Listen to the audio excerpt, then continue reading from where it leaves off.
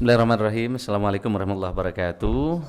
Selamat siang, salam sejahtera buat kita semua. Yang sebelumnya telah diumumkan bersama Bapak Presiden di Istana sebesar 2,3 juta sebelum pemilu yang lalu. Dan ini adalah rekrutmen terbesar sepanjang 10 tahun terakhir.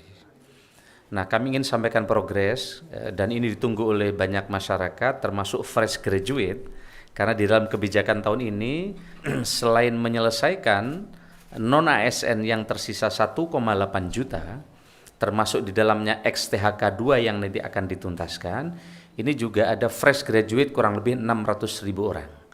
Tetapi kenapa ini tidak segera diumumkan? Karena tahun ini berbeda dengan tahun sebelumnya. Sebelumnya formasi detail langsung dari Kemenpan. Sekarang kami serahkan ke kementerian lembaga masing-masing termasuk pemerintah daerah. Karena pemerintah daerah yang tahu prioritas dan kementerian masing-masing. Ada satu kementerian yang mendapatkan formasi 110.000 karena ini memang harus diselesaikan tuntas instansi vertikal dari atas sampai ke bawah sehingga memerlukan waktu. Keterlambatan informasi terhadap data non-ASN baik terkait jumlah pegawai, kualifikasi pendidikan, serta jabatan yang diusulkan. Kemudian belum selesainya memutakhirkan data jabatan oleh instansi pada pelayanan elektronik SIASN BKN. Nah, berdasarkan dasar usulan yang diajukan oleh PPK atau Pembina Kebagian Instansi Pemerintah, Menpan RB telah memberikan persetujuan prinsip formasi ASN tahun 2004 dan telah diserahkan kepada PPK pusat dan daerah. Total persetujuan prinsip formasi 2024 sebesar 1.289.824 formasi yang terbagi menjadi 427.650 formasi pada instansi pusat dan 862.174 formasi pada instansi daerah.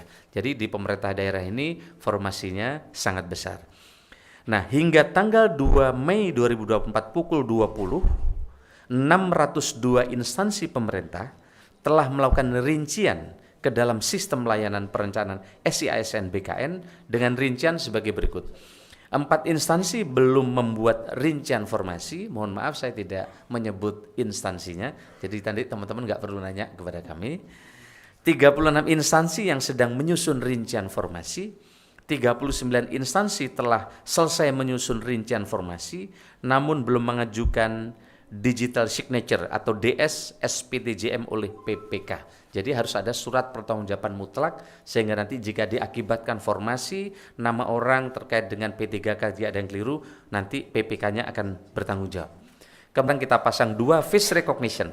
Saat daftar kita pasang face recognition, saat mengerjakan soal di komputer masing-masing juga pakai face recognition. Waktu itu ditemukan ada joki. Ternyata waktu masuk pakai face recognition itu, ketika mengerjakan soal mereka ke toilet yang masuk orangnya beda. Nah, sekarang begitu dengan face recognition ini akan lebih terjaga. Saya kira ini tidak ada lagi istilah titipan. Putranya Pak Kepala BKN saja yang membuat soal berapa kali tes? 2 kali. Juga banyak sekali putra-putra pejabat yang bikin soal juga nggak bisa diterima. Karena memang ini pekerjaan soalnya memang sangat detail dan antara satu kanan kiri juga berbeda.